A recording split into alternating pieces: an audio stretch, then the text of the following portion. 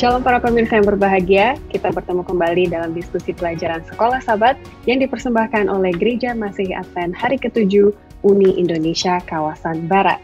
Misi Allah, misi saya. Itulah tema besar dari pembelajaran Alkitab kita selama kuartal keempat tahun 2023 ini. Dan kita diajak untuk berhenti berbicara dan lebih banyak berbuat, karena ini adalah misi Allah. Untuk membahas ini, kita akan sama-sama berdiskusi bersama Pendeta Sony Situmorang, Direktur Komunikasi Uni Indonesia Kawasan Barat, dan juga Pendeta Rio Sitepu, Direktur Komunikasi Daerah Kalimantan Kawasan Timur. Shalom Bapak Pendeta, selamat datang. Terima kasih untuk kehadirannya, dan kali ini adalah pelajaran pertama kuartal keempat tahun 2023. Jadi saya akan bacakan salam-salam para pemirsa dan nanti kembali kepada Bapak Pendeta sekalian untuk menyampaikan semangat atau harapannya sambil kita belajar firman Tuhan dalam kuartal keempat ini. Jadi saya akan membacakan yang pertama. Untuk Pendeta Rio Sitepu ada salam dari Anis SL, Jemaat Kebun Anggur, Lakahang, Sulawesi Barat. Katanya tetap semangat, Tuhan Yesus memberkati. Berikutnya dari Airi Lombuti, dari Tenghilan, Sabah, Ronald Walean, Arnita Gamar, Elna Juan, Oce Nusawakan, dan juga Bapak Willy Sui dari Gereja SDA, Ulu Dusun Sandakan, Sabah. Untuk nama-nama berikut ini silakan Pendeta Rio dengan semangat dan juga harapannya. Shalom, terima kasih banyak umat-umat Tuhan yang ada di Sabah. Tuhan kiranya selalu memberkati dan tetap setia dalam Tuhan sampai Tuhan Yesus datang yang kedua kali. Amin, itu yang menjadi harapan kita. Pendeta Sony Situmorang ada salam dari nama-nama lama, Noldi Mona, Jemaat Pionir Winorangian Sulawesi Utara, Bapak Bambang Eko, Ibu Rosumlang, Jarod Krismartono, dan juga Evert Piai. Apa harapan pendeta untuk kuartal keempat tahun 2023 ini? Shalom, salam sejahtera buat para bapak dan ibu. Satu hal yang saya harapkan dengan adanya pelajaran Sekolah Sabat ini, gantinya kita hanya mendengarkan Sekolah Sabat, maka kita akan berusaha menggali lebih dalam pelajaran ini. Saya sarankan, kuartal ini kita akan membahas hal yang lebih bagus karena ini berhubungan dengan misi kita semuanya. Jadi terima kasih atas responnya dan Tuhan memberkati. Amin. Baiklah, untuk memulai diskusi kita, saya akan bacakan ayat intinya, lalu doa buka akan disampaikan oleh Pendeta Rio Sitepu. Kejadian 3 ayat 9. Tetapi Tuhan Allah memanggil manusia itu dan berfirman kepadanya, "Di manakah engkau?" Silakan Pendeta Rio. Mari kita sama-sama berdoa. Tuhan Allah kami yang bertakhta di dalam kerajaan surga, kami berterima kasih pada saat ini kami dapat bersama-sama untuk belajar akan firman Tuhan sehubungan dengan misi Allah dan misi yang kami laksanakan sebagai umat-umat Tuhan. Berkati kami semua Tuhan, sehingga melalui pelajaran ini, kami dapat aplikasikan dalam hidup kami, untuk pelayanan kami, untuk kehidupan kami, berjalan bersama dengan Tuhan. Terpujilah Engkau Bapa, ampunkan kami atas segala dosa kami, di dalam nama Yesus kami berdoa. Amin. Amin. Terima kasih. Pelajaran pertama berjudul Misi Allah bagi kita, bagian yang pertama. Jadi kita tunggu untuk bagian berikutnya. Dan saya sarankan kepada para pemirsa untuk mengambil Alkitabnya masing-masing. Kalau kuartal lalu kita hanya berfokus pada Efesus, kali ini kita akan lompat-lompat dari kitab ke kitab, tapi itu yang membuat pelajaran Alkitab seru, bukan? Jadi dalam pelajaran pertama ini kita diajak untuk mengenal Allah kita. Karena misi Allah itu sesuai dengan karakternya. Dan kita juga melihat di pendahuluan bahwa pelajaran kali ini lebih khusus menyoroti pekerjaan dari Global Mission. Nah, Pendeta Sony Situmorang, bagi orang-orang yang mungkin Global Mission itu fokus pelayanannya di mana sih? Gitu. Lalu partisipasi saya dalam pelayanan tersebut kira-kira bagian apa saja? Silakan Pendeta Sony. Baik, terima kasih. Benar, Ivy, dan juga para pemirsa. Kalau seandainya para pemirsa melihat pelajaran Sekolah Sabat ini, maka saran saya setiap kuartal lihat penulisnya, background-nya. Dan juga saat ini para penulis terdiri para saya katakan, pelaku di lapangan, pelayan di lapangan. Ketika saudara lihat nama-namanya sudah tidak asing, ada apa? Ada ahli Islamologi, ada ahli-ahli yang lain, Petras Bahadur, Kleber Gonzales, Clifton Samden. Nah, mereka tergabung dalam motor dari misi global atau Global Mission. Apa itu? Kata pertama lah, apa misi kita? to declare the gospel atau menyampaikan kabar baik ke seluruh dunia. Oke, misi kita. Apanya yang global? Matius 28 ayat 11 sampai 20 itu apa? Dan Injil pekabaran ini akan diberitakan ke seluruh dunia. Oke, pergilah jadikan bangsa, baptis dan ajar. Itulah misi global. Artinya kita sebagai anggota jemaat, saya mau katakan begini, anggota jemaat instead of atau daripada hanya baca dan belajar, satu hal yang paling penting untuk kita lakukan apa? Terlibat dalam misi global. Kabarkan Injil ke seluruh dunia. Itulah konsep misi global. Global misi secara dunia kita untuk menyampaikan kabar Injil ke seluruh dunia. Itu sebabnya pekan ini kita akan belajar mengenai kuartal ini apa? Misi Allah bagi saya. Itu mungkin dari saya, Ivy. Terima kasih. Ya, tepat sekali pendeta dan para pemirsa yang baru dari kuartal ini adalah setiap minggunya ada tantangan mingguan. Jadi itu juga yang akan kami tekankan untuk menjadi PR keterlibatan kita sama-sama. Biar nanti dari minggu ke minggu kita akan mencoba menjadi akuntabilitas gitu ya, menanyakan bagaimana sudah dilakukan atau tidak demi keterlibatan kita dalam misi ini. Baik Pendeta Rio, kita akan masuk ke hari Minggu dengan judul Allah yang menjangkau kita. Kita mencoba mengenal Allah terutama dari kisah Adam dan Hawa. Dan orang banyak bertanya gitu, apakah misi Allah sebelum Adam dan Hawa jatuh dan sesudah Adam dan Hawa jatuh berbeda gitu karena kondisinya sudah berbeda, atau sebenarnya dari awal misi Allah itu tetap sama? Boleh silakan Pendeta Rio jelaskan. Baik, terima kasih banyak Ivy. Pelajaran hari Minggu ini berbicara tentang Allah yang menjangkau kita, ya. Ini sepanjang minggu ini kita belajar tentang misi. Jadi kita harus mengetahui terlebih dahulu apa itu misi. Terkhusus sebagai anggota jemaat ataupun sebagai seorang yang percaya kepada Tuhan di dalam gereja Mazda Pentel 7, gereja kita ini punya misi. Sehingga kalau di gereja-gereja sekarang ini diharapkan jemaat mengetahui apa itu misi gereja Advent.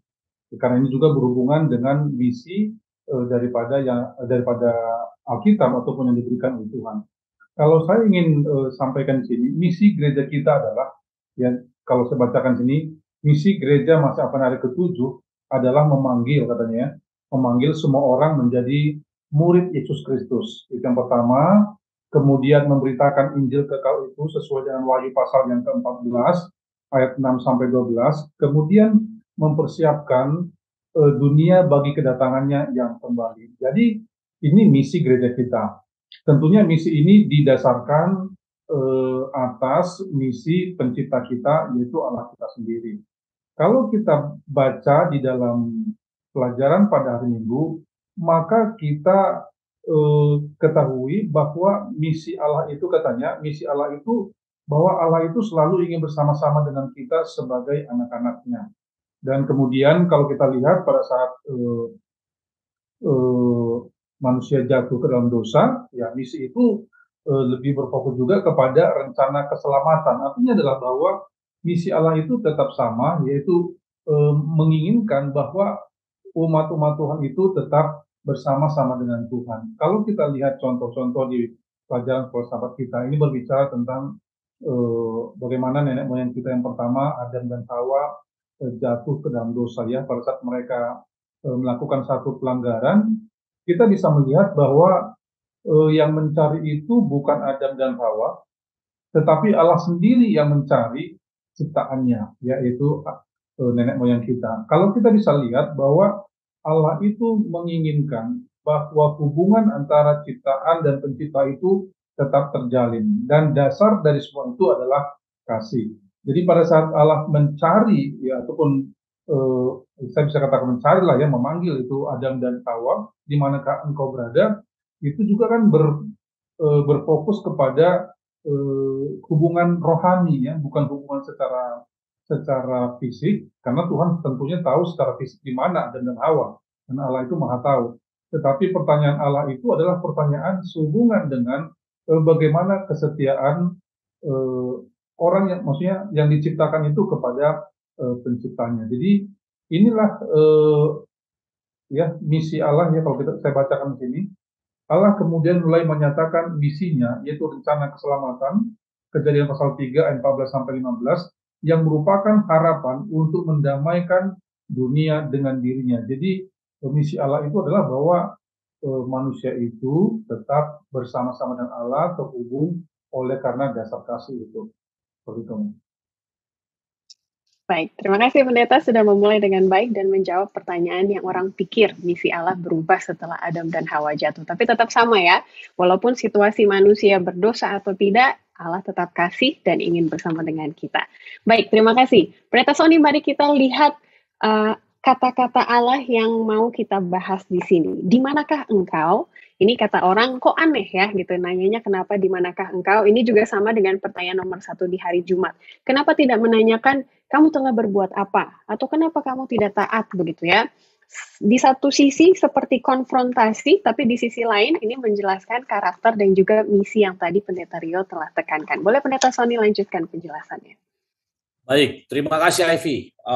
Di sekolah sahabat kita ada kalimat, di manakah engkau? Kalau para pemirsa mau cek sedikit dalam bahasa Ibrani, maka dikatakan di sini, Wai Omer lo ayekah. Artinya, di manakah engkau?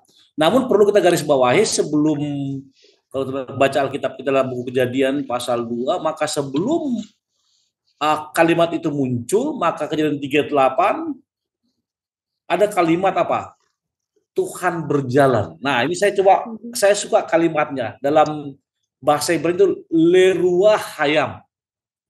Leruah. Perlu pemirsa garis bawahi kata leruah itu artinya adalah angin pagi sepoi-sepoi. Artinya angin sepoi di pagi hari. Penulis pelajaran yaitu Musa, penulis Alkitab ingin menggambarkan bahwa hal pertama yang Yesus lakukan setelah manusia dalam dosa adalah apa? Yang Tuhan, dia berjalan, lalu dia katakan, Wai Omer lo ayekah, di manakah engkau? Benar Ivy, para pemirsa, Pastor Rio terjemahannya seperti di manakah engkau. Namun terjemahan implisitnya lebih jelas lagi, kalau saudara cek nanti, saudara cek leksikon, bukan saya, bahasa Ibrani, maka sekolah sahabat ini sangat jelas. Kata itu artinya bukan mencari karena Allah tidak tahu, oke? Tapi dia mencari karena kasihnya, dia ingin merangkulnya, dia ingin merangkul, memanggil kembali manusia yang telah lari atau jatuh dalam dosa. Nah, untuk lebih jelasnya, Afi boleh baca paragraf ketiga dulu sebentar. Hari Minggu. Ya, tentu saja Allah sangat mengetahui di mana mereka berada. Dikuasai oleh ketakutan, Adam dan Hawa seharusnya melihat sendiri apa yang sedang terjadi. Tetapi mereka juga perlu untuk dikonfrontasi, sehingga mereka bisa mengerti betapa mengerikan konsekuensi dari dosa mereka. Iblis juga harus dikalahkan. Untuk itu, Allah kemudian mulai menyatakan misinya, rencana keselamatan, yang merupakan harapan untuk mendamaikan dunia dengan dirinya. Terima kasih. Allah tahu di mana mereka. Tapi kenapa mereka malu? Ivy, Pastor Rio, para pemirsa. Kenapa malu? Saya bukan ahli bahasa Ibrani, namun saya akan coba cek sana. Ada kalimat di sana katakan wa iraki erim anoki. Nah, kata erim ini dari akar kata arum. Itu apa? Telanjang. Artinya boleh jadi setelah jatuh dalam dosa, maka ketelanjangan itu terlihat. Bahkan saya coba lihat referensi lain di sini katakan apa? Keadaan telanjang, bahasa Ibrani arum, menimbulkan ketakutan yang bertolak belakang dengan telanjang antara suami istri, tidak ada perasaan malu. Artinya karena dosa tersebut, maka tadi Ivy sudah baca, dikuasai oleh ketakutan, Adam, Hawa, seperti apa yang terjadi. Namun, itulah yang terjadi. Saya akan bahas terlalu jauh karena ada pelajaran hari selanjutnya nanti, tapi intinya Allah bukan tidak tahu. Allah tahu. Karena pertanyaan Allah bukan seperti pertanyaan kita kepada anak kita, di mana sekarang, di mana engkau, tapi karena Allah mau memanggil dengan sebutan Wai Omer lo ayeka. Itu mungkin dari saya. Terima kasih. Ya, terima kasih Pendeta. Inilah juga arti kata misionaris, untuk pergi dan mencari yang hilang, begitu ya. Mari kita lanjutkan ke hari Senin. Kita akan lanjut melihat sifat misionaris Allah dengan pelajaran berjudul Allah yang rindu tinggal bersama dengan kita. Bagaimana sifat misionaris Allah bisa kita lihat dalam kisahnya dengan Abraham. Pendeta Rio Sitepu, silakan. Terima kasih Ivy. Pelajaran pada hari Senin ini berbicara tentang bagaimana kerinduan Allah tinggal bersama-sama dengan umatnya ya, bersama dengan ciptaannya. Pelajaran ini juga berbicara tentang bagaimana janji-janji Allah yang selalu menyertai setiap umat-umat yang percaya dari sejak zaman Perjanjian Lama dan saya bisa katakan sampai hari ini. Janji yang sama tetap Tuhan berikan, yaitu kalau kita baca dalam Alkitab, kata-kata "Aku menyertai engkau" adalah kata-kata yang sering kita baca dan kemudian disampaikan oleh Allah untuk memberikan satu pernyataan yang tegas bahwa Allah itu tidak pernah meninggalkan manusia, bahkan sebenarnya manusia yang meninggalkan Allah. Jadi kalau cerita-cerita dalam kitab Perjanjian Lama, ya dari kitab contohnya kisah dari Abraham, kita bisa lihat bagaimana juga kisah di sini Musa, ada juga diceritakan tentang Yusuf, ya. Ini semua menunjukkan ataupun menceritakan bahwa Allah itu, ya, adalah Allah yang dekat dengan umatnya, Allah yang selalu bersama-sama dengan umatnya, dan kata-kata Tuhan menyertai, aku memberkati, itu adalah kata-kata yang pengharapan yang sering diucapkan dalam Alkitab. Ini sama seperti seorang ayah dengan anaknya, pada saat ayahnya berada dekat dengan anak-anaknya, maka ada satu kenyamanan ataupun ketenangan bagi anak-anaknya bahwa Allah itu ataupun orang tuanya itu ada bersama-sama dengan dia. Jadi pelajaran di hari Senin ini banyak berbicara tentang bagaimana kerinduan dari pencipta itu yang selalu bersama-sama dengan keturunannya ataupun ciptaannya, ya, yaitu orang-orang yang percaya dan mengasihi Tuhan sebagai juru selamatnya. Jadi ini banyak menunjukkan janji Allah bahwa walaupun kita tidak melihat Allah secara fisik, tetapi kita bisa merasakan bagaimana kehadiran Allah itu bersama-sama dengan umat-umatnya dari zaman kita Perjanjian Lama hingga di zaman kita sekarang ini. Allah adalah Allah yang sama dan dia juga tetap akan memberikan hal yang sama kepada kita, yaitu penyertaan dan juga katanya perlindungan kepada setiap orang yang percaya. Ya, jadi janji-janji Allah menunjukkan sifat-sifat misionarisnya yang tetap berlaku sampai pada kali ini juga. Baik, Pendeta Sony, ini di bawah dikatakan salah satu alasan mengapa Allah menyuruh Musa membuat bait suci supaya aku bisa diam di antara umatku, begitu kan tulisannya. Tapi pada zaman hari ini, bagaimana kehadiran Allah bisa kita rasakan itu? Apakah bait suci artinya cuma ada di gereja, begitu Tuhan, atau bagaimana Pendeta? Silakan. Baik, judul di atas telah menerangkan hal tersebut. Judulnya apa? Allah yang rindu tinggal bersama kita. Kalau saudara punya dua versi, maka dikatakan the God who longs to be with us. Judulnya menarik, saudara, ya. Jadi Allah yang rindu ingin apa? Bersama-sama dengan kita. Padahal dalam kehidupan agamawi kita selalu katakan aku rindu sana. Bahkan lagu-lagu kuartet akapela, aku rindu pulang. Nah, jadi arti itu Allah yang rindu. Lalu Tuhan menyuruh Musa membangun bait suci. Ingat para pemirsa, ketika bait suci dibangun pada zaman Perjanjian Lama atau ketika bangsa Israel itu untuk menampilkan kehadiran Allah, representasi tempat kudus Allah. Maka dalam gereja Advent atau gereja Kristen sekarang ini ada doktrin sanctuary, bait suci. Pertanyaan yang Ivy katakan, apakah bait suci itu melulu hanya mengarah kepada gedung atau tidak? Oke, coba dibaca Ivy paragraf terakhir sebelum kita bikin keterangan singkat. Baik. Bacalah Keluaran 29 ayat 43 dan 45. Apakah yang merupakan salah satu tujuan dari bait suci Perjanjian Lama? Allah telah memutuskan untuk tinggal bersama-sama dengan anak-anaknya dengan cara yang berbeda. Dia menegaskan kepada Musa kerinduannya untuk tinggal di antara anak-anak Israel dalam bangunan bait suci dan dalam sebuah sistem yang benar-benar bertujuan untuk mengarahkan pada instrumen utama dari misinya, yaitu Yesus Kristus. Persembahan-persembahan korban dan keimamatan dari sistem Yahudi telah didirikan untuk menjadi lambang dari kematian dan pekerjaan pengantaraan Kristus. Semua perayaan-perayaan ini tidak memiliki arti dan tidak bernilai jika semua itu tidak dihubungkan dengan Kristus. garis bawahi kata representasi lambang atau apa? Lambang dari Kristus. Oke? Bayangkan juga kata kerinduan. Pernah nggak Ivy kehilangan sesuatu yang sangat, nah ini barang dulu ya, sesuatu yang sangat disayangi. Bagaimana rasanya? Oke, sangat sedih ya.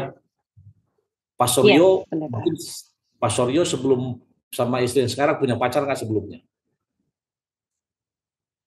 Ada. Oke. Bagaimana waktu itu putusnya? Waktu ini kita flashback aja, bukan mau bahas-bahas. Bagaimana? Sedih apa tidak, Pastor Rio? Sedih. Sedih ya. Pasti sih. Nah, bayangkan, coba bayangkan di sini. Nah, ketika Tuhan rindu pada bangsa Israel, makanya kalau sudah lihat kisah perjanjian lama, ketika Tuhan ada di sana, mereka melawan Tuhan, buat Tuhan, melawan Tuhan.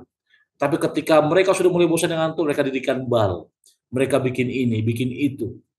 Tapi ketika mereka timpa masalah, cari Tuhan lagi. Nah, pertanyaannya, satu pernyataan dari saya, perhatikan kalimat yang Ivy baca tadi.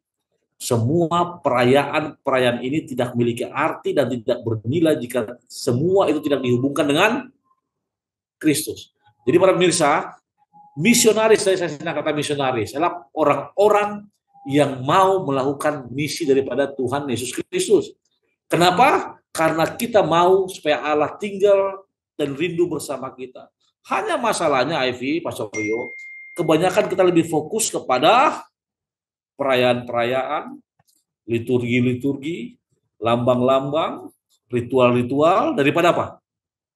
Kepada Kristus sendiri. Lalu apa yang kita harus buat? Alami kehadiran Allah dalam hidup Anda. Kalau saya mau tanya nanti para pemirsa pasti banyak kesaksian. Bahkan di diskusi mungkin diambil waktu khusus nanti untuk apa yang saudara alami tentang kehadiran Allah dalam hidup kita. Intinya adalah Allah rindu tinggal dan dia mau supaya Yesus Kristus menjadi yang pertama dan terutama atau prioritas utama dalam penyembahan kita. Terima kasih. Terima kasih. Para pemirsa boleh lanjutkan diskusinya di UKSS masing-masing. Bagaimana pengalaman pemirsa mengetahui Allah ada dekat dengan saya dan cara-caranya seperti itu. Baik, kita akan lanjut ke hari Selasa dengan judul Allah yang menjadi satu dengan kita. Tadi sudah ditekankan bahwa segala sesuatu tanpa dihubungkan dengan Kristus, maka tidak akan memiliki arti. Jadi bagaimana misi Allah bisa kita lihat dalam penjelmaan Kristus ke dalam manusia? Pendeta Rio, silakan. Pelajaran hari Selasa ini seperti ini. Di zaman kita sekarang ini teknologi itu sangat maju ya. Beberapa waktu yang lalu untuk telepon face to face itu adalah sesuatu hal yang sesuatu wah gitu ya. Saya ingat waktu kami masih anak-anak, Presiden kita Soeharto pada saat itu mengadakan tayangan dengan para petani face to face. Itu sesuatu hal yang bagi kita pada saat itu wah luar biasa. Satu di sana, satu di sini, mereka bisa berkomunikasi langsung seperti itu. Tapi di era modern ini itu sesuatu hal yang biasa. Setiap hari kita bisa teleponan dengan orang tua kita. Contohnya orang tua saya jauh. Setiap hari mungkin kami bisa saling komunikasi, berbicara, kemudian melihat wajah. Tapi itu kan tidak cukup, gitu ya. Kerinduan kita adalah kalau kita bertemu langsung, melihat langsung, berbicara langsung, dan kemudian bisa merasakan kehadiran secara langsung dari orang tua kita itu. Jadi pelajaran hari Selasa ini juga seperti itu. Umat-umat Tuhan di zaman kita perjanjian lama, kita bisa katakan, mereka merasakan bagaimana kehadiran Allah itu. Mereka melihat bagaimana karya Tuhan itu. Dan mereka mendengar bagaimana Tuhan berbicara ya, di dalam hati mereka paling tidak ya. Tapi Allah tidak hanya berkomunikasi seperti itu saja, tapi oleh karena kasih Allah kepada dunia ini, ya pelajaran sekolah sahabat kita mengatakan bahwa Allah itu menjadi daging ya, Allah dalam daging. Saya baca di sini tentang seperti ini. Allah bergerak maju dengan misinya yang kemudian melalui Yesus Kristus hadir dalam daging di antara anak-anaknya. Dialah anak tunggal Bapa penuh kasih karunia dan kebenaran. Yohanes 1 ayat yang ke-14. Jadi sangat jelas ditunjukkan bahwa cinta kasih Allah itu tidak hanya terbatas pada janjinya, tapi cinta kasih Allah itu dinyatakan pada saat Allah itu ya hadir ya melalui Yesus Kristus. Jadi saya melihat pelajaran pada hari Selasa ini berbicara tentang bagaimana Allah itu menunjukkan kasihnya melalui kehadirannya langsung di muka bumi ini bersama-sama dengan anak-anaknya yang saat ini sedang bisa dikatakanlah melawan kejahatan ataupun melawan iblis yang berusaha untuk menjauhkan daripada Tuhan. Karena dalam pelajaran ini menekankan bahwa Yohanes pasal 14 ayat yang ke-6, akulah jalan dan kebenaran dan hidup, tidak ada seorang pun yang datang kepada Bapa kalau tidak melalui aku. Jadi inti pelajaran pada hari Selasa ini adalah menunjukkan bahwa Allah itu menjadi daging ya, artinya menjadi manusia ya, itu menunjukkan bahwa Allah itu sangat menginginkan bahwa manusia itu selalu bersama-sama dengan Tuhan ya. Ini yang saya bisa lihat. Terima kasih Pendeta Rio sudah menekankan kepada kita konsistensi pelajaran hari Minggu, Senin, Selasa gitu ya. Dari zaman dengan tokoh Alkitab yang berbeda, misi Allah tetap satu, ingin bersama dan juga rindu untuk hadir dalam kehidupan kita. Pendeta Sony Situmorang boleh tolong tambahkan bagaimana dalam penjelmaan Kristus menjadi manusia, karakter Bapak bisa dilihat, misi Bapak juga bisa dilihat. Silakan Pendeta. Baik, ketika bicara mengenai karakter, tentu kita ingat statement, nanti Ivy coba cari ayatnya. Aku dan Bapa adalah satu. Oke, masih ingat kalimat itu? Dalam buku Efesus kuartal kemarin juga, satu iman, satu Tuhan, satu baptisan, ada kesatuan lah. Bahkan dikatakan juga dalam pelajaran kuartal lalu, dikatakan Efesus selalu menonjolkan ada 4 hal. Pertama, kasih karunia. Kedua, kesatuan untuk Kristus. Ketiga, Yesus rela untuk apa? Menjadi pengganti kita. Itu selalu ditekankan karena ada perbedaan antara orang Yahudi dan orang Yunani, Jews and Gentiles ya. Kuartal lalu artinya selalu orang Jews Yahudi seolah-olah menganggap orang Gentiles yang baru bertobat, yang baru masuk Advent, yang dari tidak ada kecil Advent seperti orang yang rohani tidak bagus seperti itu. Tapi ketika tadi Ivy katakan kesubuhan dan Kristus, ingat, aku dan Bapa adalah satu. Bahkan pelajaran kuartal mengatakan, untuk menjadi satu dengan Kristus kita harus berdamai. Yesus berdamai dengan Tuhan, berdamai dengan manusia. Dan satu hal yang paling penting, berdamai dengan sesama manusia. Kenapa? Para pemirsa nanti boleh baca paragraf kedua, tapi saya mau Ivy baca paragraf ketiga. Allah bergerak maju dengan misinya dan kemudian melalui Yesus Kristus hadir dalam daging di antara anak-anaknya. Dialah anak tunggal Bapa, penuh kasih karunia dan kebenaran, yang menggenapi nubuatan-nubuatan perjanjian lama dan sejalan dengan rencana ilahi menjadi satu dengan kita, Allah dalam daging. Allah dari misi itu terus bertindak untuk menyelesaikan tujuannya. Terima kasih Ivy. Perhatikan kalimat yang tadi Ivy baca, menggenapi nubuatan, sejalan dengan rencana ilahi menjadi satu dengan kita, Allah dalam daging. Pernah nggak kita pikirkan kalimat ini, Allah dalam daging? Ini merupakan manifestasi kasih Kristus terhadap manusia melalui apa? Dia menjelma menjadi manusia. Lalu bagaimana penjelmaan Kristus hubungan misi Allah kepada kita? Ingat, semua pelajaran pada kuartal ini harus dihubungkan dengan apa? Misi Allah adalah misi saya. Oke? Semuanya. Nah, hanya pada bab pertama ini atau pelajaran pertama ditekankan kenapa Allah itu bersama dengan kita. Kenapa Allah itu merupakan representasi Allah. Yesus itu merupakan bukti kasih Allah yang tak terhingga kepada manusia. Lalu bagaimana satu kesatuan itu? Penjelmaan. Dalam bahasa Batak, menjelma apa artinya, Rio? Dalam bahasa Batak? Oh, enggak tahu. Kalau dalam bahasa Jawa itu bahasa menjolma. Jolma itu dalam bahasa Batak itu apa? Jolma itu manusia. Kalau bilang menjolma berarti menjelma, menjadi manusia. Dan yang paling penting tadi Ivy sudah baca, dikatakan Allah bergerak maju dengan misinya dan kemudian Yesus Kristus hadir dalam daging di antara anak-anaknya. Saya tidak menghubungkan ini dengan pelajaran kuartal lalu sebenarnya, namun selalu berkaitan, berkoneksi. Kenapa? Ingat, saya mau katakan pemirsa, jemaat merupakan pengantin wanita. Yesus merupakan pengantin pria. Sama seperti Ivy sama Daniel kan baru menikah. Jadi mereka akan coba mempunyai satu misi sekarang ya Ivy ya. Dulu Ivy punya misi lain Ivy ya. Tapi ketika sudah menikah dengan Daniel, ini mau diedit nggak apa-apa juga nanti terserah. Maka misinya apa? Satu.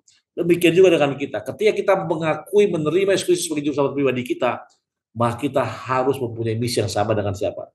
Yesus. Itu dari saya Ivy. Terima kasih. Baik, terima kasih pendeta dan para pemirsa, semoga sudah bisa melihat bagaimana karakter Allah itu juga menjelaskan misinya. Dan silakan dilanjutkan diskusinya di UKSS masing-masing untuk membahas nomor 2, bagaimana kasih Allah bisa dilihat dalam misinya. Baik, kita akan lanjut ke hari Rabu dengan judul Allah yang terus-menerus bersama dengan kita. Masih mengenai Kristus, kita akan melihat bagaimana misi keselamatan yang akhirnya Kristus berperan utama dalam hal itu tetap merefleksikan misi Allah dari awal ataupun kasihnya. Silakan Pendeta Rio. Di hari Rabu ini berbicara tentang misi keselamatan ya.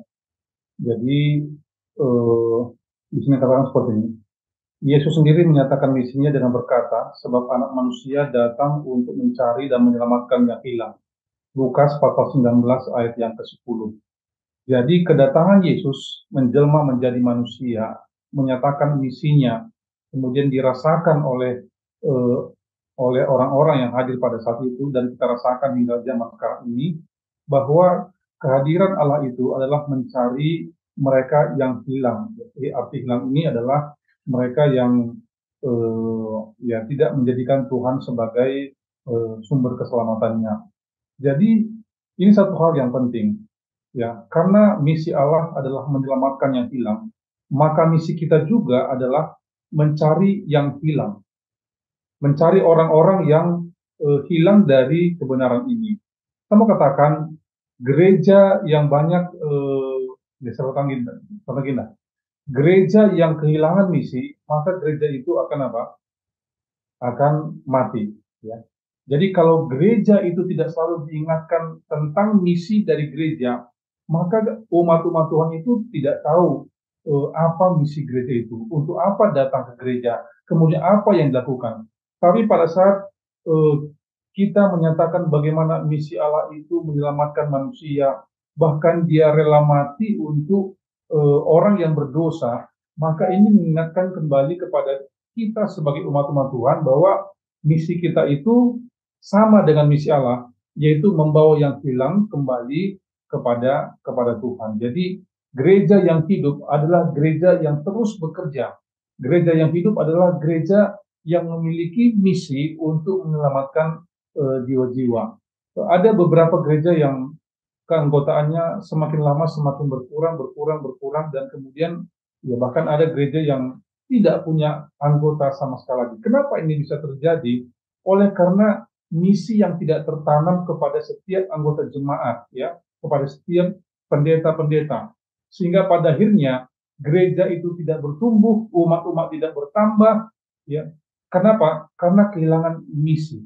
Tapi kalau setiap umat-umat Tuhan mengingat akan misi Allah, yaitu mencari yang hilang, kemudian menyelamatkan yang hilang, maka kita akan terus bekerja aktif terus untuk menemukan mereka yang hilang. Paling tidak, setiap hari kita bisa berdoa, Tuhan pertemukan saya dengan orang-orang yang rindu untuk bertemu dengan Tuhan.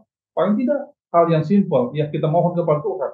Mana tahu, pada saat kita pergi ke kerjaan, ataupun di mana saja, kita bertemu dengan orang-orang yang rindu untuk memiliki harapan bersama dengan Tuhan. Mungkin seperti itu aja. Ya, terima kasih pendeta sudah menjelaskan paragraf di yang ketiga juga dikatakan bahwa kematian Kristus bukanlah bagian akhir dari proses perdamaian itu, karena sekarang misinya menjadi misi kita gitu ya, menjadi misi gereja, dilanjutkan terus sampai pada akhirnya. Pendeta Sony Situmorang, boleh kita bahas pertanyaan nomor 3 di hari Jumat. Mungkin selama ini kita sudah melihat ya janji-janji Tuhan yang banyak, aku menyertai engkau. senantiasa gitu sampai pada akhirnya. Tapi tetap saja masih ada sebagian dari kita yang merasa tidak mampu, merasa takut begitu ya untuk terlibat sepenuhnya dalam misi ini. Untuk hal-hal yang seperti ini, pendeta ada nasihat supaya seperti yang pendeta Rio katakan tadi, gereja yang bekerja itu adalah gereja yang hidup. Kalau gereja lupa misi, nanti lama-lama mati. Tapi saya juga tidak mau mati dalam misi ini. Silakan pendeta dengan nasihatnya. Satu statement dari Pena Inspirasi pernah mengatakan, Allah bukan hanya memanggil orang yang mampu, tapi Allah memanggil orang yang mau. Oke, perhatikan kata mau. Ini apa? Ini mengarah kepada obedience, penurutan, mengarah kepada willingness. Kenapa obedience? Ingat di pelajaran hari Rabu, pertanyaan nomor 2 juga, Matius 28 ayat 19 dan 20, itu mengenai janji. Apa yang Anda bisa dapat dalam hidup tersebut, lalu bagaimanakah janji itu memberikan kepada kita keyakinan ketika terlibat dalam misi Allah. Ingat, kita punya misi, pergilah, jadikan murid, dan baptis, serta ajar. Benar, Ivy bilang, banyak manusia yang mumpulnya tidak punya talenta. Banyak manusia yang tidak merasa yakin bahwa dia bisa melakukan misi. Tapi ingat, Allah, kalau manusia punya 1001 cara untuk melakukan atau meneliti atau membuat sesuatu, maka Allah punya cara yang tidak pernah kita duga dalam menjalankan misi. Para pemirsa masih ingat, khusus bagi gereja masih Advent hari ke-7 yang menyaksikan acara ini, terus terang Anda mengenal nama Ellen Gold Harmon, setelah menikah maka nama jadi Ellen G. White. Boleh jadi Anda di luar sana menganggap itu seperti ya kita katakan, oh itu babi palsu atau apa, tapi tidak. Itu bukan Pena Inspirasi. Apa yang terjadi? Ivy, Pastor Rio, background education-nya sampai kelas berapa dia? SD. SD kelas 3, saudaraku. Dilempari batu, matanya hampir apa. Tapi ketika dia mau, dia menurut, dia katakan Tuhan, here am I, send me Lord. Seperti saya. Nah, janji ini bisa apa? Kita lihat. Ellen White menjadi seorang apa? Yang Tuhan gunakan. Oke, sudah lama-lama. Bagaimana janji itu memberikan kepada kita keyakinan? Saya mau katakan, nanti kalau saya katakan ini, katakan lagi, para pendeta selalu mengarah kepada itu. Paling tidak kita punya 3 hal atau komoditi. Pertama, talenta. Kedua, pikiran. Ketiga, apa yang kita punyai. Benar ya? Talenta itu mengarah kepada skill, kemampuan, dan juga performa. Kemudian kedua, kita punya hikmat, kebijaksanaan. Yang ketiga, kita punya sesuatu. Persembahkan kepada Allah untuk menjalankan misinya. Apa saja? Oke, sedikit lagi, 30 detik terakhir. Ada orang yang tidak bisa berkhotbah, dia bisa bernyanyi. Ada yang bisa bernyanyi dan berkhotbah, dia bisa melawat. Apapun itu untuk misi. Dan satu hal, di dalam forum Sekolah Sahabat ini, saya mau katakan kepada para pemirsa, tahun depan merupakan Hope for Indonesia 2024. Uni, baik Uni Barat, Uni Timur, akan bekerja keras untuk itu. Namun, saya ingin tekankan, untuk mewujudkan pergilah, jadikan murid dan baptis, maka kita akan buat satu metode atau satu pelatihan yang terkenal, karena untuk itu zaman sekarang ini namanya CDE, Center for Digital Evangelism. Jadi kita menginjil melalui digital, rapid gitu ya, kita menginjil terus menerus. Yang nanti akan disponsori oleh Radio Advent Sedunia atau AWR. Nah, kita akan gunakan itu. Intinya adalah jangan ada pernyataan Tuhan saya tidak bisa buat apa-apa, tapi tanyakan kepada Tuhan, what can I do for you? What shall I do in order to inherit an eternal life? Apa yang saya bisa lakukan untuk mendapatkan kehidupan kekal, untuk menjalankan misi tersebut? Itulah pertanyaan masing-masing kita. Terima kasih. Amin. Jadi bagaimana caranya mengatur ataupun menghilangkan rasa tidak mampu ataupun ketakutan? Silahkan didiskusikan di UTSF masing-masing. Terakhir kita akan membahas hari Kamis dengan judul Allah yang akan kembali untuk kita. Bagaimana janji Allah menyertai kita itu akan ada dan akan digenapkan sampai pada akhirnya, akhir zaman. Pendeta Rio, silakan. Terima kasih banyak, Ivy. Jadi, misi Allah itu adalah, kita sudah pelajari tadi, adalah Allah ingin selalu bersama-sama dengan umatnya ya. Itu bisa kita lihat tadi bagaimana Allah menjelma menjadi manusia, sebagai pusat dari misi Allah. Kemudian kalau kita baca juga di dalam Wahyu pasal 22 ayat 20, itu juga ada satu janji yang Tuhan berikan bahwa aku akan datang segera. Ya, aku akan datang segera. Ini adalah kata-kata terakhir Yesus dalam Alkitab yang menyatakan bagaimana Allah akan datang. Jadi kedatangan Yesus yang kedua kali ini akan mengakhiri dari misi Allah pasca kejatuhan dan membuka fase baru ya. Fase baru itu adalah bumi baru dari misi Allah ya. Kedatangan Yesus untuk mengambil kembali bumi dan kemudian menjadikan bumi ini ya kembali dari Eden kembali ke Eden. Jadi pelajaran pada hari Kamis ini berbicara bahwa Allah akan datang kembali sebagai maksudnya sebagai pernyataan bahwa janji ataupun misi itu digenapi melalui kedatangan Yesus yang kedua kali. Karena kalau Yesus tidak datang yang kedua kali, maka misi yang Tuhan berikan kepada kita itu tidak akan berhasil. Jadi pusat dari segala misi itu juga adalah bahwa kedatangan Yesus yang kedua kali yang mengakhiri dosa, dan ini adalah misi Allah itu untuk menawarkan, menyucikan ya manusia dari kenajisan dosa itu. Seperti itu. Ya, melihat gambaran misi Allah secara luas, maka kita melihat betapa indahnya gitu ya, penuh pengharapannya. Mungkin kalau kita hanya melihat kecil-kecil yang kita lakukan sehari-hari mungkin kelihatannya susah begitu ya, saya tidak mampu, saya takut, tapi melihat secara besarnya kita akan dikuatkan.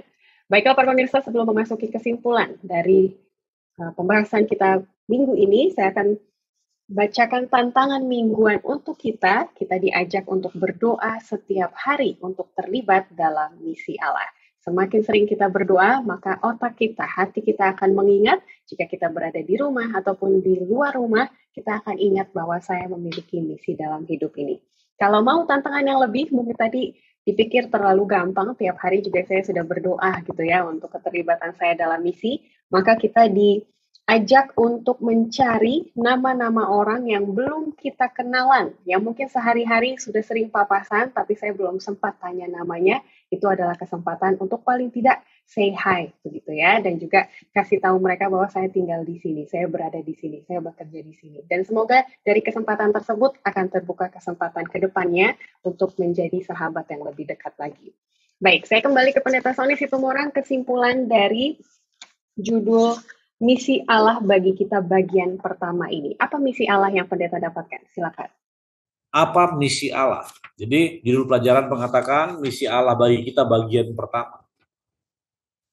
Allah rindu tinggal bersama dengan kita, menjadi satu dengan kita, bersama-sama kita, lalu Allah punya janji, aku akan kembali. Nah, kata aku datang kembali ini, itu merupakan kalimat untuk mengakhiri misi pasca apa? Pasca kejadian. Lalu ketika tanya apa misi Allah bagi kita? Misi Allah bagi kita untuk terlibat dalam pelayanannya, terlibat dalam pekerjaannya. Ada yang bertanya lagi, apa misi Allah? Apakah cukup hanya itu? Misi Allah bagi kita bagaimana agar semua orang bersedia. Apa misi Allah bagi kita? Saya mau katakan lagi, misi Allah bagi kita sampai dia katakan kata pamungkas, aku akan datang kembali. Ini mengingatkan saya kepada sebuah sejarah di Filipina. Kalau saya tidak salah, Jenderal MacArthur ya. Bagi saudara MacArthur yang sangat terkenal dengan kalimat apa? I shall return. Ketika dia harus terpukul mundur dan dia laksanakan itu. Tapi Tuhan katakan adalah aku akan datang segera. Untuk apa? Menyelesaikan misinya pasca kejadian. Untuk itu dibutuhkan apa? Keterlibatan kita. Itulah yang saya dapatkan dari misi Allah bagian pertama, di mana Allah selalu ingin bersama-sama dengan kita day and night, setiap hari, setiap saat, setiap waktu, supaya kita tidak lari darinya, supaya Allah tidak akan mengatakan apa? Why Omer lo ayeka, di manakah kalian manusia umat-umatku, kenapa jauh dari saya? Terima kasih Evi. Amin, terima kasih. Pendeta Rio, silakan dengan kesimpulannya. Kesimpulan yang saya bisa dapatkan melalui pelajaran Sekolah Sahabat sepanjang satu minggu ini, visi Allah ini selalu berbicara tentang hubungan antara pencipta dan yang diciptakan. selalu berbicara tentang bagaimana hubungan antara manusia dengan Allah. Jadi kehadiran Allah di dunia ini menunjukkan bahwa Allah ingin selalu berhubungan dengan manusia.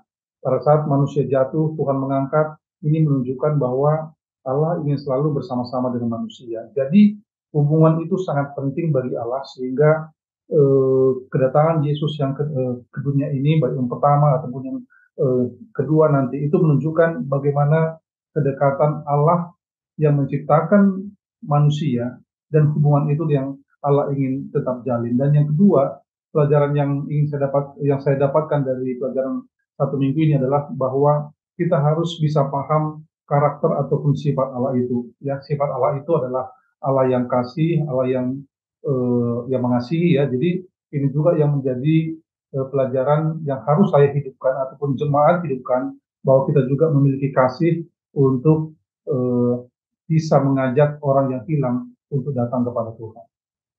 Baik, terima kasih sekali. Saya akan kembali ke para pendeta untuk berdoa. Pendeta Sony Situmorang, ada satu permintaan doa. Ini dari pemirsa namanya Airi di Sabah. Permohonan khusus doa untuk keluarga saya agar kami dipersatukan sampai Yesus datang.